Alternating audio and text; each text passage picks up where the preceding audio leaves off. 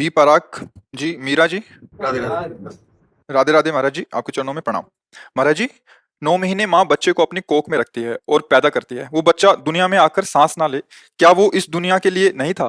महाराज जी, थोड़ा सा इस बात को। जब तक जितनी जहां हमारी श्वासें नियत करके भेजा गया है तब तक वहां उतनी ही श्वासें हम केवल ले पाएंगे जिस शरीर में भेजा गया है। जैसे माँ के गर्भ में सिर्फ 4 महीने तुम्हें टिकना है, इसके बाद तुम्हारी आयु समाप्त, तुम नई योनि में जाओगे। उतना ही हो, 4 महीने के बाद तुम्हें जाना पड़ेगा। माँ के गर्भ से प्रकट हुए 5 घंटे केवल रहना है, 5 घंटे बाद जाना है। ये हमारे इस जन्म का थोड़ी है, अभी तो जन्म ही नहीं हुआ।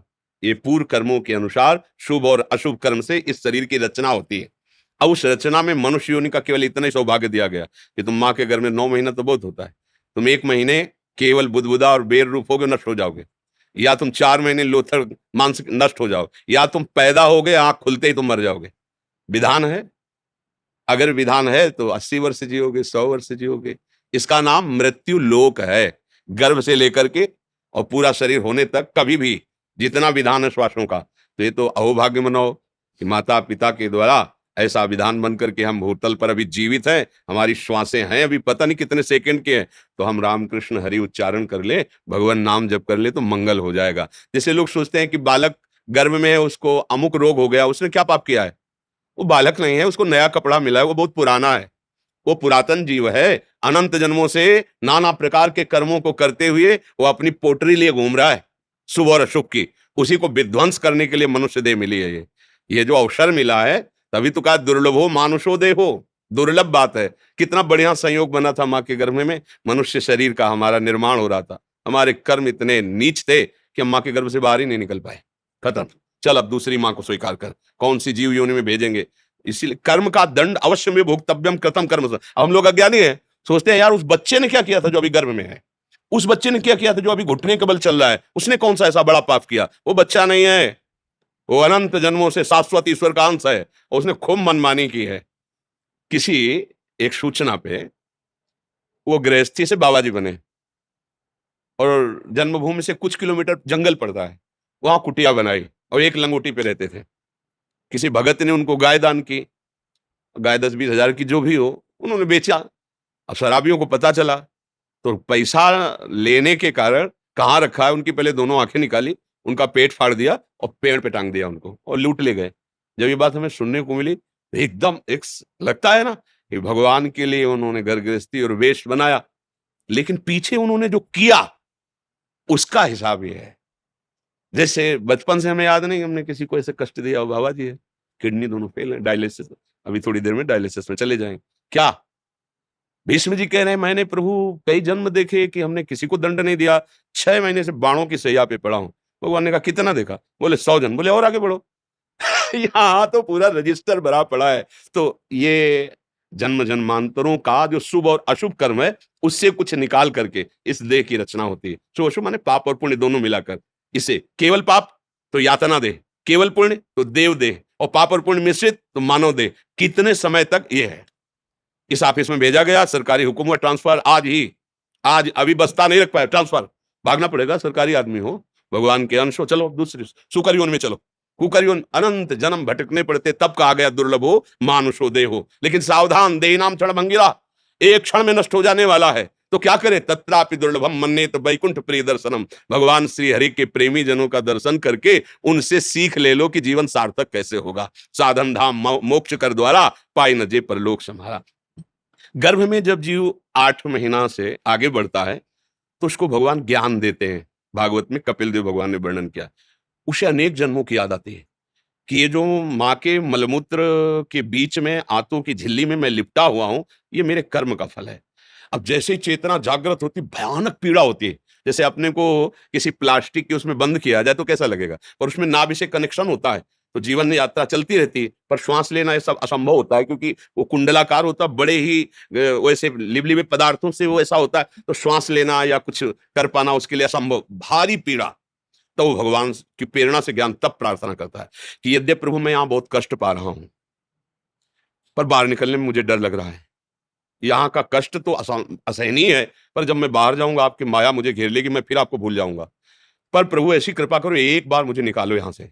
और मैं अब जाकर आपका ऐसा भजन करूंगा कि दोबारा किसी भी माँ की गर्भ में नहीं जाऊंगा, किसी भी योनि से पैदा नहीं होऊंगा, मुक्त हो जाऊंगा एक बार। तो भगवान की प्रेरणा से उसका ज्ञान लुप्त हो जाता है, और जब वो पैदा होता है तो कहाँ कहाँ वो जो अभी ज्ञान था वो कहाँ गया? भूमि परत भा ढावर पानी, और जिम जी वही माया लपटाली। जैसे शुद्ध बूंद जमीन में गिरा और वो गंदा हो जाता है, ऐसे ही जब हाँ ज्ञान का विकास, ये अम्मा है, इनको पापा बोलो। अब वो संस्कार इतने दृढ़ होते चले जाते कि मैं शरीर, मेरे संबंधी, मेरा परिवार, मैं करता, मैं, फिर भूल हो गई, फिर भूल हो गई। जैसे 84 दरवाजों का मकान है और 83 दरवाजे बंद हों और एक ही दरवाजा खुला हो, आंखों से दिखाई न दे रहा हो, तो टटोल के ही तो चलेगा। और जहां वो दरवाजा खुला वाला आता है तो उसे खुजली लग जाती है। वो दोनों आते, पैर चल रहे हैं, अब वो क्रॉस कर, फिर उसको 83 दरवाजे बंद नहीं मिलते, फिर घूम, फिर खुजली। बस यही हालत हमारी है। 83,99,999 यूनियां जो बंद हैं, आप मोक्ष पदवी प्राप्त नहीं कर सकते। एक केवल खुला दरवाजा, ये साधन धाम मोक्ष कर द्वारा, ये मनुष्य शरीर। अब इसमें एक जगह खुजली है। जनेन्द्री, रसेंद्री, नेत्रेंद्री, श्रवणेन्द्री, त्वगेंद्री, मार आतंक मचाए है। कोई भी इंद्री चैन से रहने दे रही? ये देख लो, ये सुन लो, ये बोल लो, ये भोग लो, ये चख लो, ये सूंघ लो। पूरा जीवन इसी इंद्रियों के दुलार में कट गया, और जब होश आया चलने का, तब हमने तैयारी चलने वाली तो कुछ की ही नहीं थी। ना पास मिला, ना धन एकत्रित किया, ना बेग सजाई, और तुरंत निकाला जा रहा है। और जहां हमने जो कुछ कमाया वो सब छोड़ा, क्योंकि जिस देश में जाना है वहां जाएगा नहीं है कुछ। अब हमारे लिए पास होना चाहिए भाव, दास्य भाव, सख्य भाव, वात्सल्य भाव, कांता भाव या ज्ञान भाव, शांत भाव, वो पास है नहीं। धन होना चाहिए नाम, कबीरा सब जग निर्धना, धनवंता नहीं कोई, धनवंता सोई जालिए जाके राम नाम धन, वो धन है नहीं। अच्छा परिचय, पत्नी पुत्र परिवार, ये सब यही रहेंगे। जहां जा रहे हो परिचय गबड़ा जाता है, उसी गबड़ाहट में उसके प्राण निकलते हैं, फिर वो अन्य योनियों को प्राप्त होता है। तो भाई कर्म का अवश्य फल भोगना होता है, शरीरों के अनुसार से नहीं है, कर्म के अनुसार से है। नहीं तो अभी बच्चा पैदा हुआ बेचारा क्या जाने क्या पाप है क्या पुण्य है, और उसको दंड भोगने। देखो छोटे छोटे बच्चों को नहीं होते कई प्रकार के भयानक रोग, इसका मतलब पूर्व जन्म का अभ्यास, बिना सिखाए पढ़ाए भी अभ्यास बताता है ये पूर्व जन्म में जन्मा है। जैसे छोटा बच्चा है, माँ अपने स्तन लगा देती है उसके मुख में, किसने सिखाया कि खींचने से इससे दुग्ध निकलेगा, तुम्हारा पेट पोषण होगा, पूर्वाभ्यास है ना। बच्चा वो सैया पे हो, आप ऐसे वो रोने लगेगा, ये किसने बताया कि ये तुम्हारे प्रतिकूल व्यवहार है? ऐसे वो किलकारियां मानने लगे, ये किसने बताया उसको अनुकूल? मतलब ये गुरु है पुराना, ये पुराना पुरातन भगवान का सब जानता है, केवल व्यवहार में इसने नया कपड़ा धारण किया है। और जैसे जैसे बड़ा होता जाता है, फिर उसकी पूरी स्मृति नष्ट होती जाती है, नई स्मृति फिर बना। अब हम भगवत स्मृति डाल लें अपनी स्मृति में, तो हरि स्मृति सर्व विपद विमोक्षणम, यस्य स्मरण मात्रेण जन्म संसार बंधनात् विमुच्यते नमस्तस्मै विष्णुवे प्रभु विष्णुवे। अब मार्ग भी मिलता है भगवान का, अगर कृपा करके मनुष्य शरीर मिला, मार्ग भी मिला, तो ऐसा विषय आकर्षण कि भगवान का वर्तमान में तो आनंद अनुभव आता नहीं है, तो लगता है यार भगवान तो बाद में भी मिल जाएंगे, ये भोग अब ये भोग लो, फिर फिसल ये ऐसी काई है, फिर फिसल कर वही पहुंच गया जहां से फिर ले खड़ा होकर ऊपर चल सकता है। चढ़ाई इतनी सीधी है कि बिना सहयोग के चढ़ा नहीं जा, और उतरना इतना है कि एक बार चुको नीचे गए वहीं पहुंच जाओगे। ग्रह कारज नाना जंजाला, तेत दुर्गम शैल विशाला, ये सरावत कठिनाई राम कृपा बिल आय ल जाई। वर्तमान के भोग जब सामने होते हैं तो दो पक्ष रखा जाता है, तुम्हें भगवत प्राप्ति करनी है भोग, तो कहते भगवत प्राप्ति तो कल भी कर लेंगे, भोग आज भोग लेते हैं, फिसल जाता है। भगवदानंद की प्राप्ति के लिए मनुष्य शरीर है, और बड़ा सौभाग्य है जो अभी हमारे में प्राण है। अब हमको अपना सुधार कर लेना चाहिए आगे के लिए। विवेक से सोचो, हम कोई ज्ञान वैराग्य की बात नहीं कर रहे हैं, हम तो एक अपने मित्र की तरह बात कर रहे हैं। जब आपका शरीर छूटेगा तो ना आपका नाम साथ जाएगा, अगला आपका नाम भी और होगा, पढ़ाई भी और होगी, रूप भी और होगा, परिवार भी और होगा। ना ये घर जाएगा, ना बैंक बैलेंस जाएगा, ना कोई पुत्री पुत्र परिवार, कोई नहीं, जाना पक्का है। ऐसा नहीं कि बचोगे अपने लोग, जाना पक्का है। यार कम से कम जहां जाना वहां की तो थोड़ी तैयारी तो कर लो भाई। 90% इधर खर्चा कर लो तो 10% तो लगा दो अपने कल्याण के लिए। 24 घंटे में 24 मिनट यदि नाम जप करोगे तो हम वृंदावन में बैठे हुए कह रहे हैं तुम्हारी दुर्गति नहीं होगी। 24 मिनट, 24 घंटे होते हैं ना, 24 घंटे, 24 मिनट, एक घड़ी कहते हैं उसको।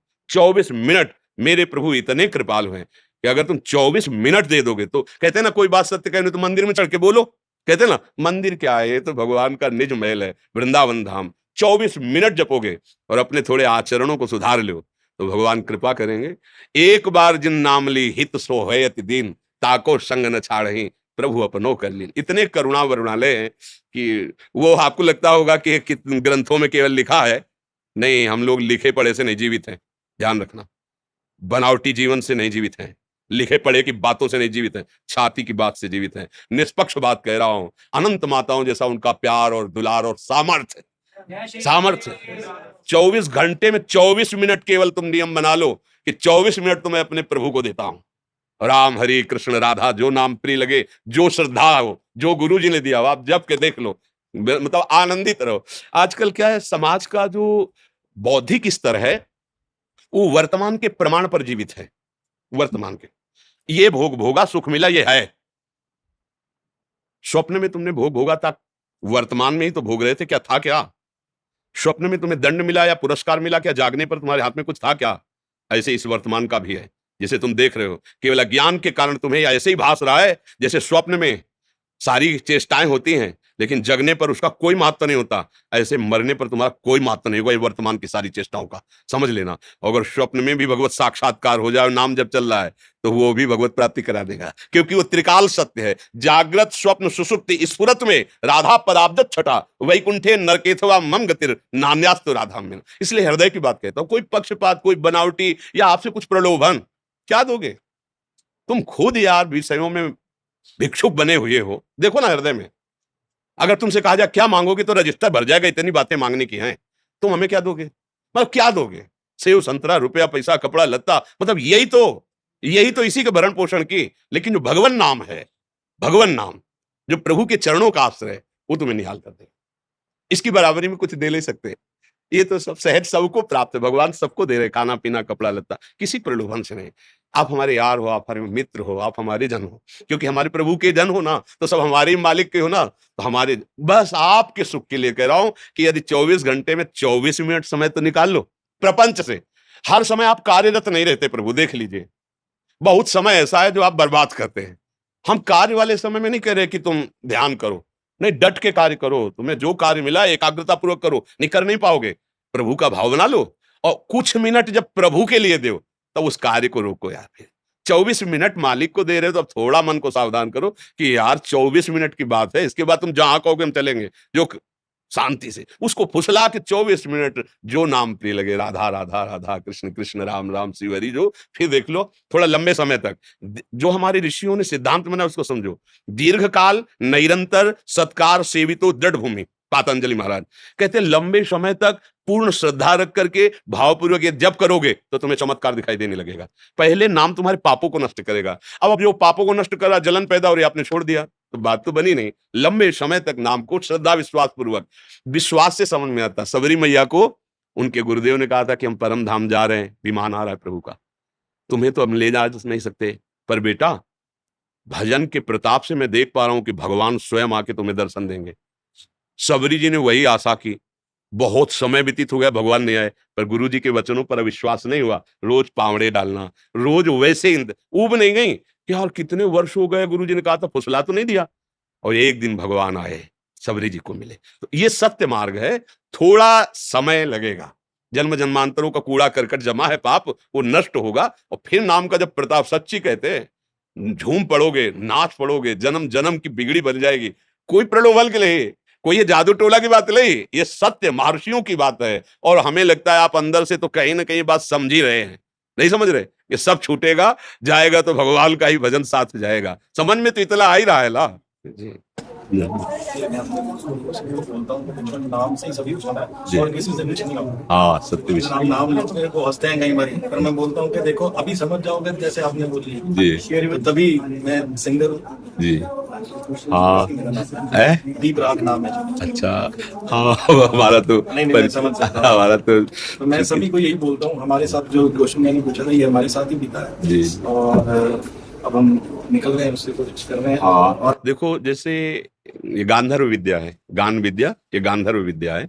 इस विद्या के द्वारा हम लोक रंजन करते हैं, लोक रंजन करते हैं। तो हमको ध्यान रखना चाहिए कि ये केवल लोक का है, पर लोक संभालने के लिए भगवान का रिझा लेना अत्यंत अनिवार्य है। कोई भी गायन विद्या हो, हमारी प्रधानता लोक रंजन में रहती है, हमारी प्रधानता श्री भगवान में नहीं रहती। एक बार क्या हुआ कि तानसेन ने बहुत सुंदर आलाप लेकर के अकबर के दरबार में गाया। बहुत बड़े गायक थे तानसेन जी। तो अकबर ने कहा वाह वाह, विश्व में तुम्हारे जैसा गायक नहीं। बोले ना ना ऐसा मत बोलो, अभी आपने हमारे गुरु जी का गायन नहीं सुना, अगर गायन सुनोगे तो उनकी जूठन भी हम नहीं है। बोला तुमसे भी बढ़कर? बोले हाँ। बोले कौन गुरु है? बोले वृंदावन में विराजमान स्वामी श्री हरिदास जी महाराज। तो बोले बुलाओ उनको सभा में। बोले वो ऐसे नहीं कि तुम्हारे बुलाले सभा में आ जाएंगे, आपको चलना पड़ेगा, वो भी बादशाही वेश से नहीं, साधारण वेश से। तो उनका हम वो गुणग्राही थे, बड़े बड़े संतों का संग किए, साधारण वेश में पाग बांध कर, और कुंज निधिवन है ना, वहां लता में बैठा के आप चुपचाप, और स्वामी जी के पास गए, प्रणाम किया और कहा स्वामी जी अमुक राग का वो विस्मरण हो रहा है। तो जे भी सामने बिहारी जी के उठा करके शुरू किया, वो बोल पड़ा वाह वाह वाह, मतलब एकदम आनंद समय। तो स्वामी जी ने कहा कि यहाँ कौन है? वाह वाह तो इधर से निकलती थी बिहारी जी के सामने श्रीमुख से, ये आज कौन बोला? तो झूठ तो बोलने से। बोले गुरुदेव सम्राट अकबर आया हुआ है। कहा नहीं, ये झूठा हो गया पद। अब वो तो सामने आए, साष्टांग दंडवत की। तो कहा कि स्वामी जी आज तक ऐसी वाणी वैसा गायन। तो उनका तुम अभी तक संसार के रिझाने वालों की आवाज सुनते रहे हो, ये आवाज व्यास अखिल कोटि ब्रह्मांडों के स्वामी बादशाह प्रभु के लिए है।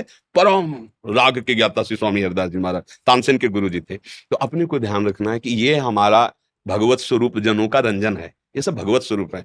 चलो ठीक है, लेकिन प्रधान जीवन का लक्ष्य प्रभु को रिझा लेना है। इसलिए उस भी क्षेत्र पर अपने और अपने साथियों को, अपने मित्रों, जैसा आपने बताया कि हम नाम का उनको बहुत प्रेरणा देते हैं, अवश्य ऐसा ही कीजिए। और जहां तक हो सके व्यसनों से बचिए, कुमार्गगामी प्रवृत्तियों से बचिए। हमारा जीवन अच्छा बनने के लिए, प्रकाशित होने के लिए आया। हम ऐसे गंदे पदार्थ खाएंगे, गंदे पेय पदार्थ पिएंगे, गंदे आचरण करेंगे, तो जरूर हम मानते हैं पूर्व पुण्य से आपकी लौकिक उन्नति हो सकती है, लेकिन आप दूसरे पक्ष में खाली रहेंगे, और वही पक्ष हमारा इस पक्ष को बढ़ाएगा।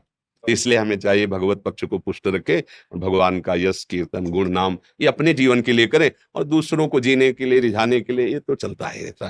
देखो, हमारा आचरण ही हमारा सब कुछ है। हमारे देश में जो गरिमा है वो करेक्टर की है ना?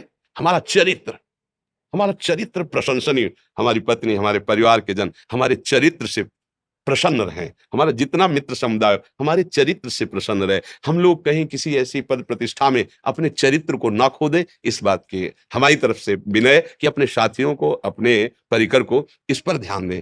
ये यश कीर्ति तो चरणों में अपने आप गिरेगी, क्योंकि पुण्य श्लोक भगवान का आश्रय लिए तो उन्नति तो होगी ही। इसको भगवान ही मिल गया, उसको सब कुछ मिल गया। जी जी, जय जय श्री राम, जय जय श्री राम, जय जय। जी, इतना नाम और इतना सुनते हैं आपको, और आपकी वजह से भी हम इतना लोगों को जोड़ रहे हैं कि नाम के अलावा इस दुनिया में है ही नहीं कुछ। हम क्या है कि अब हमारा जीवन बहुत थोड़ा जीवन है, किडनी खराब है ना, तो मुझे लगता है छुपाने की जरूरत नहीं। जीवन का जो रहस्य है वो जितने पकड़ पाए, तो जीवन का, हमारे पूरे जीवन का जो फल मिला है वो ये मिला है कि मुझे नाम परम सत्य और सच्चिदानंद में, मतलब ये हम खुल के कह रहा हूँ हृदय से, सब कुछ साधन, ऐसा नहीं कि वेदांत का ज्ञान नहीं, ऐसा सब कुछ। अब बात केवल इतनी है, राधा राधा राधा राधा राधा, हर श्वास में उनका नाम और उनका चिंतन। अब चाहे अभी प्राण निकल जाए, चाहे 2 दिन बाद निकले, या 2 वर्ष, जब किडनी फेल है तो जाना ही है ना, बस ये सार बात। और वो आप पकड़ लो तो पीछे से दौड़ना नहीं पड़ेगा। जो हम साधना करके अनुभव कर रहे हैं वो तुम्हें वर्तमान में दे रहे हैं, पकड़ लो। राधा राधा, जहां तक हो सके खान पान विभाग को सुधारो और आचरणों को, ये न बिगड़ने पर फिर आप देख लेना, बहुत हो गया, अब लो नशानी अब ना नशे हो। अगर आज से हम सही कदम रख दे तो भगवान पीछे वाले पे सब मिट्टी डाल देते हैं। अब लो नशानी, अब आज तक किया अब नहीं करूंगा, वो पीछे वाला सब खत्म हो जाता है। भगवान बड़े कृपालु, माँ की तरह दुलार करते हैं। अहम तो हम सर्व पापे भी हो मोक्ष श्यामी मासुता। आपका चरित्र ऐसा होना चाहिए, बस प्रमाण दूसरे से नहीं लेना। आपकी पत्नी, आपका परिवार, आपके मित्र आपको प्राणों से भी अधिक प्यार करें। एक निष्ठा, एक भाव। ठीक है, हम हंसेंगे, खेलेंगे, बात करेंगे सबसे, लेकिन एक सीमा है। मौजराम की मस्ती बस एक सीमा तक, सीमा उल्लंघन वो ठीक नहीं रहेगा। ऐसे चलो, आपके ऊपर भगवान की बड़ी कृपा है जो आप संतों का भाव रख करके आए हो, और सत मार्ग पर चलने की आपके अंदर भावना है। अब इसको जगा दो, इसको प्रकाशित करो। संतों का संग भी देखो बहुत भाग्य से मिलता है, और श्री जी की कोई कर्मों वाली कृपा, प्रभु की कृपा से मिलता है। धन्यवाद, धन्यवाद, ठीक है। धन्यवाद, धन्यवाद। जय जय जय।